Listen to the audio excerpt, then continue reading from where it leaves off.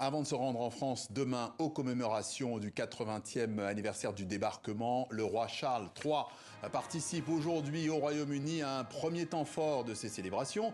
Il est entouré de son épouse Camilla et de son fils le prince William. Ça se passe à Portsmouth où vous êtes, Marie Billon pour TV5 Monde. Bonjour Marie. Rappelez-nous pourquoi cette ville de Portsmouth est essentielle dans les opérations du débarquement sur les plages de Normandie en 1944.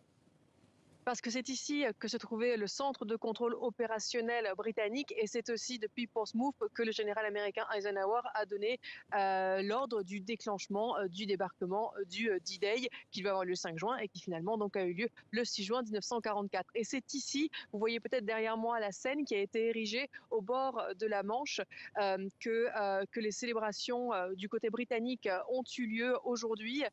Il y a vu sur cette scène l'actrice britannique Helen Mirren qui a raconté l'histoire du débarquement, de sa planification jusqu'à son exécution. Et entre deux moments forts, eh bien, il y a eu notamment des témoignages de vétérans, notamment cet ancien soldat qui est monté sur scène alors qu'il n'a plus de jambes, mais qui est monté en marchant avec des prothèses, en disant qu'il a perdu ses deux jambes le jour du débarquement, mais qu'il se considère comme un des chanceux parce qu'il a pu rentrer chez lui. La voix de ceux qui sont tombés le 6 juin 1944 et les jours suivants a aussi été entendue. On a pu notamment entendre des lectures de lettres. Le prince William lui-même a lu la lettre d'un soldat écrit quelques jours avant le débarquement à ses trois fils et à son épouse. Ce soldat-là, lui, a pu rentrer chez lui et a survécu au débarquement. Le roi Charles, lui aussi, a fait un discours. Il a rendu hommage aux vétérans, à leur vaillance à l'époque.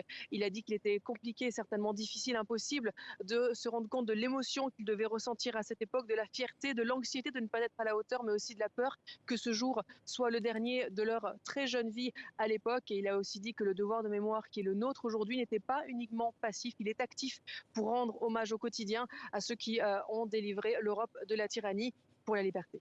Précision de Marie Billon à Portsmouth pour TV5 Monde. Merci.